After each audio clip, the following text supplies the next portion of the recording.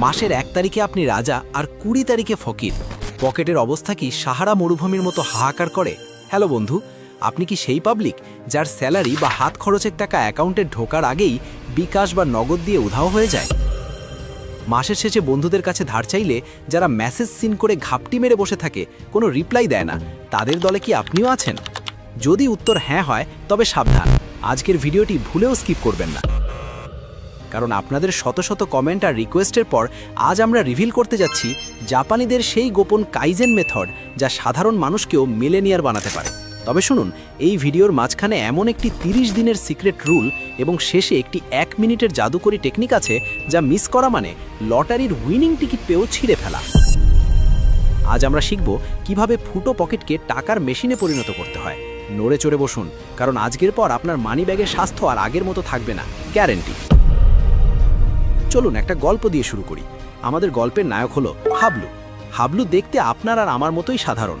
হাবলুর সমস্যা হলো সে টাকা কামায় ভালোই, কিন্তু টাকা তার হাতে থাকে না। টাকা ওর হাতে অনেকটা ওই পিচ্ছিল সাবানের মতো, ধরলেই ফসকে যায়। মাসের শুরুতে হাবলু রেস্টুরেন্টে গিয়ে মেনু কার্ড দেখে, উড়াধুরা অর্ডার করে, আর মাসের শেষে টঙের দোকানে বাকিতে চা আর বিস্কুট খেয়ে লাঞ্চ সারে। হাবলু ভাবে, ধুর, জীবন তো একটাই, একটু ফুর্তি বা করলে কি চলে? কিন্তু প্যারা তো তখন লাগে যখন এমার্জেন্সি কোনো দরকার পড়ে। তখন হাবলুর মনে হয়, ইস, যদি কিছু টাকা জমাতাম। আপনার অবস্থা কি হাবলুর মতো? কমেন্টে এখনই জানান মাসের শেষে আপনার পকেটে কত টাকা থাকে। লজ্জা পাবেন না, আমরা সবাই একই নৌকার যাত্রী। এখন আসি আসল কথায়। জাপানিরা বিশ্বজুড়ে পরিচিত তাদের ডিসিপ্লিন বা শৃঙ্খলার জন্য। দ্বিতীয় বিশ্বযুদ্ধের পর জাপান ধ্বংসস্তূপে পরিণত হয়েছিল, কিন্তু আজ তারা অর্থনীতির সুপার পাওয়ার। এর পেছনে একটা বড় রহস্য হলো তাদের কাইজেন ফিলোসফি। কাই মানে পরিবর্তন আর জেন মানে ভালো, অর্থাৎ ভালো পরিবর্তন। কিন্তু মজার ব্যাপার হলো কাইজেন হুট করে বড় কোনো পরিবর্তন করতে বলে না। কাইজেন বলে, ভাই, তুমি একদিনে পাহাড় কেটো না, প্রতিদিন 1 ঝুড়ি করে মাটি সরাও। টাকা জমানোর ক্ষেত্রে আমরা ভুলটা কোথায় করি জানেন? আমরা ভাবি আগামী মাস থেকে আমি আমার বেতনের 50% জমাবো। এটা অনেকটা ওই নিউ ইয়ার রেজলিউশনের মতো, যেটা 1 জানুয়ারি নেওয়া হয় আর 3রা জানুয়ারি ভেঙে ফেলা হয়। কাইজেন বলে, এত বড় লাফ দেওয়ার দরকার নেই, প্রতিদিন মাত্র 1% ইমপ্রুভমেন্ট বা উন্নতি করো। আসুন হাবলুর জীবনে কাইজেন অ্যাপ্লাই করি। হাবলু ঠিক করলো সে বড় লোক হবে, কিন্তু কিভাবে? প্রথম ধাপ, মোকুতেকি বা উদ্দেশ্য ঠিক করা। জাপানি ভাষায় একটা শব্দ আছে মোকুতেকি, যার মানে হলো পারপাস বা উদ্দেশ্য। কাইজেন মেথড বলে, টাকা জমানোর আগে নিজেকে প্রশ্ন করুন, আপনার মোকুতেকি কি? আইফোন কেনার জন্য, নাকি নিজের বাড়ি করার জন্য, নাকি বিপদের সময়ের জন্য? উদ্দেশ্য না থাকলে টাকা জমানো অনেকটা ফুটবল মাঠে গোল পোস্ট ছাড়া বল দৌড়ানোর মতো, কোনো লাভ নেই। হাবলু ঠিক করলো সে একটি বাইক কিনবে এবং এমার্জেন্সি ফান্ড তৈরি করবে, গোল সেট। আর হ্যাঁ, টাকার এই মনস্তাত্ত্বিক খেলাটা যদি আরও গভীরে বুঝতে চান, তবে আই বাটনে দেওয়া আমাদের টাকার সাইকোলজি ভিডিওটা দেখে নিতে পারেন। দ্বিতীয় ধাপ, মুদা বা অপচয় বন্ধ করা। জাপানিরা যে কোনো ধরনের অপচয়কে বলে মুদা। বড় জাহাজ ডোবানোর জন্য বড় বোমার দরকার হয় না, ছোট একটা ছিদ্রই যথেষ্ট। আমাদের পকেটের মুদা বা ছিদ্রগুলো কি? ধরুন আপনি প্রতিদিন অফিস বা ভার্সিটির ব্রেকের সময় 1 কাপ কফি বা কোল্ড ড্রিঙ্কস খান। দাম হয়তো 50 টাকা, মনে হচ্ছে ধুর, 50 টাকায় আর কি হয়? কিন্তু কাইজেন স্টাইলে হিসাব করুন, 50 গুণ 30 সমান 1500 টাকা। 1500 টাকা গুণ 12 মাস সমান 18,000 টাকা। ভাই, 18,000 টাকায় আপনি একটা ভালো স্মার্টফোন কিনতে পারেন, অথবা কক্সবাজার ট্যুর দিয়ে আসতে পারেন। কাইজেন বলছে না যে আপনি না খেয়ে মরে যান। কাইজেন বলছে আপনার লাইফ থেকে এই মুদা কমান, প্রতিদিন না খেয়ে সপ্তাহে 2 দিন খান। এই যে ছোট পরিবর্তন, এটাই আপনার ব্রেনকে সিগন্যাল দেবে যে আপনি কন্ট্রোলে আছেন। তৃতীয় ধাপ, গামান বা ধৈর্য ধারণ। জাপানি কালচারে একটা অত্যন্ত পাওয়ারফুল শব্দ আছে, গামান। এর মানে হলো ধৈর্য ধরা বা নিজেকে নিয়ন্ত্রণ করা। আপনি কি শপিং মলে গেলে বা ই-কমার্স সাইটে ডিসকাউন্ট দেখলে নিজেকে ধরে রাখতে পারেন না? 70% ছাড়, না কিনলে লস। এই ফাঁদে পা দিয়ে আমরা এমন জিনিস কিনি যা আমাদের দরকারই নেই। এখানে আপনাকে গামান প্র্যাকটিস করতে হবে। জাপানিরা এখানে একটা টেকনিক ব্যবহার করে, যার নাম 30 দিনের রুল।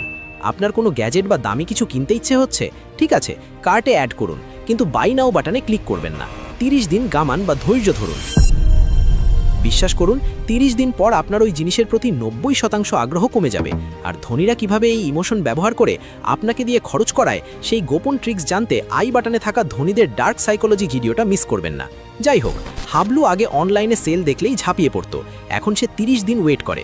দেখা গেল তার আলমারিতে 5টা জিন্স প্যান্ট পরে আছে যা সে পরেইনি, অথচ সে 6 নম্বরটা কিনতে যাচ্ছিল। এই ছোট অভ্যাসটা তার হাজার হাজার টাকা বাঁচিয়ে দিল। চতুর্থ ধাপ, হানসেই বা 1 মিনিটের আত্মসমালোচনা। আমরা আলসেমি করে খরচের হিসাব রাখি না। জাপানিরা দিন শেষে নিজেদের কাজের ভুল ত্রুটি খোঁজে, যাকে বলা হয় হানসেই। কাইজেন বলে প্রতিদিন মাত্র 1 মিনিট সময় দিন। রাতে ঘুমানোর আগে জাস্ট 1 মিনিট হানসেই করুন বা ডায়েরিতে লিখুন আজ কোথায় কোথায় ফালতু খরচ করেছেন। রিকশায় না এসে 10 মিনিট হাঁটলে 20 টাকা বাঁচত। এটা যখন আপনি লিখবেন, পরের দিন আপনার ব্রেন অটোমেটিক আপনাকে সিগন্যাল দেবে, দোস্ত আজ হেঁটে যা, 20 টাকা সেভ হবে। এই 1 মিনিটের অভ্যেস আপনার মানি ব্যাগকে হেলদি করে তুলবে। এখন আপনাদের একটা প্রশ্ন করি, গত 1 সপ্তাহে আপনি এমন কি কিনেছেন যেটা না কিনেও আপনার জীবন দিব্যি চলে যেত? কমেন্টে লিখুন, দেখি কার ফালতু খরচের লিস্ট কত লম্বা। পঞ্চম ধাপ, ক্যাশ টাকার সম্মান করা। জাপানিরা টাকাকে অত্যন্ত সম্মান করে। তারা বিশ্বাস করে টাকারও প্রাণ আছে। ডিজিটাল পেমেন্ট বা কার্ডে খরচ করলে গায়ে লাগে না, মনে হয় ভার্চুয়াল টাকা উধাও হয়ে যাচ্ছে। কিন্তু যখন আপনি করে নোট দোকানদারের হাতে দেবেন, তখন কলিজায় একটু হলেও মোচড় দেবে। কাইজেন মেথড সাজেস্ট করে হাত খরচের জন্য খামে টাকা রাখুন। ধরুন এন্টারটেনমেন্টের জন্য মাসে 2000 টাকা। ওই খামের টাকা শেষ তো ওই মাসে আর কোনো মুভি দেখা বা আড্ডা দেওয়া হবে না। এটা হাবলুকে অনেক সাহায্য করলো। সে এখন ক্রেডিট কার্ড লুকিয়ে রাখে আলমারির লকারে, চাবিটা দিয়ে দেয় মায়ের কাছে। স্মার্ট মুভ, তাই না? ষষ্ঠ ধাপ, কাকেবো টেকনিকের সাথে কাইজেন। কাইজেন হলো দর্শন, আর কাকেবো হলো জাপানিদের খাতা কলমের হিসাব রাখার পদ্ধতি। এখানে আপনাকে 4টি প্রশ্ন করতে হবে। 1, আমার কাছে কত টাকা আছে? 2, আমি কত টাকা জমাতে চাই? 3, আমি আসলে কত খরচ করছি? 4, আমি কিভাবে উন্নতি বা কাইজেন করতে পারি? এই 4 নম্বর প্রশ্নটাই হলো আসল খেলা। গত মাসের চেয়ে এই মাসে আমি কিভাবে একটু ভালো করতে পারি? গত মাসে যদি আমি 5000 টাকা ফালতু খরচ করে থাকি, এই মাসে টার্গেট নেব 4500 টাকা করার।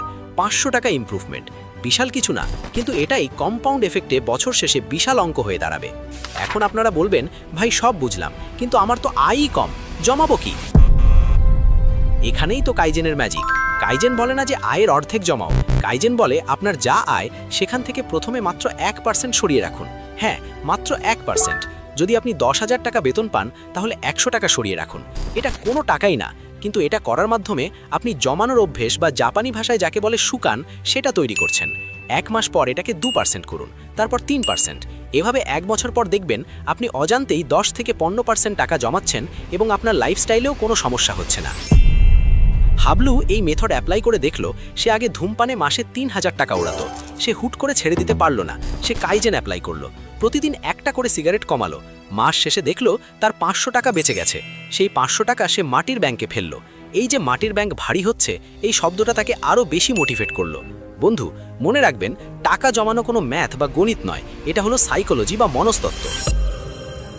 আপনি যখন নিজের মনের ওপর নিয়ন্ত্রণ আনতে পারবেন, তখন পকেট অটোমেটিক ভারী হবে। ধনী হওয়া মানে কত টাকা আয় করলেন সেটা নয়, বরং কত টাকা ধরে রাখতে পারলেন সেটাই আসল খেলা। আমরা ভিডিওর শেষ পর্যায়ে চলে এসেছি, কিন্তু যাবার আগে কাইজেন নিয়ে শেষ এবং সবচেয়ে গুরুত্বপূর্ণ কথাটা বলি। কাইজেন মানে হলো ধারাবাহিকতা। জাপানিরা বলে চিরিমত সুমোরে বা ইয়ামাতো নাড়ু, মানে ধূলিকণা জমতে জমতে পাহাড় হয়। একদিন জিমে গিয়ে 10 ঘন্টা ব্যায়াম করলে বডি বিল্ডার হওয়া যায় না, উল্টো হাসপাতালে ভর্তি হতে হয়। কিন্তু প্রতিদিন 30 মিনিট ব্যায়াম করলে 1 বছরে বডি ফিট হয়। টাকার ক্ষেত্রেও তাই, হুট করে কৃপণ হওয়ার দরকার নেই। আজ থেকে, এখন থেকেই ছোট ছোট স্টেপ নিন। আজকের ভিডিও থেকে আপনি যদি মাত্র একটা জিনিসও আপনার জীবনে অ্যাপ্লাই করেন, তবে সেটা কি হবে? 30 দিনের রুল বা গামান, প্রতিদিন খরচের হিসাব বা হানসেই, নাকি 1% সেভিংস রুল? কমেন্টে অবশ্যই জানাবেন, আমি প্রত্যেকটা কমেন্ট পড়ব। আর হ্যাঁ, আমরা এই চ্যানেলে আপনাদের জন্য এমন সব টপিক নিয়ে আসি যা স্কুল কলেজে শেখানো হয় না, কিন্তু জীবনে জেতার জন্য সবচেয়ে বেশি দরকার। আপনি যদি চান আপনার ব্রেনকে শান দিতে এবং পকেটকে ভারী করতে, তাহলে আমাদের ফ্যামিলিতে জয়েন না করাটা আপনার জন্য বিশাল লস। সাবস্ক্রাইব বাটনে ক্লিক করেছেন কিনা সেটা আপনার ব্যাপার, কিন্তু বেল আইকনটা চেক করে দেখবেন, যাতে পরবর্তী ভিডিওর নোটিফিকেশন মিস করে আপনি পিছিয়ে না পড়েন। আপনি কি চান আমি ভণ্ড বন্ধুদের চেনার উপায় নিয়ে পরবর্তী ভিডিও বানাই, নাকি সাইড ইনকাম আইডিয়া নিয়ে ভিডিও চান? কমেন্ট করে অবশ্যই জানাবেন। আপনাদের কমেন্ট থেকেই আমি আমার পরবর্তী ভিডিওর আইডিয়া খুঁজে নেব। ততক্ষণ পর্যন্ত টাকা জমান, ভালো থাকুন এবং মনে রাখবেন, গান বাদতে কুদাসাই, অর্থাৎ হাল ছাড়বেন না, চালিয়ে যান। দেখা হচ্ছে খুব শীঘ্রই। সায়োনারা।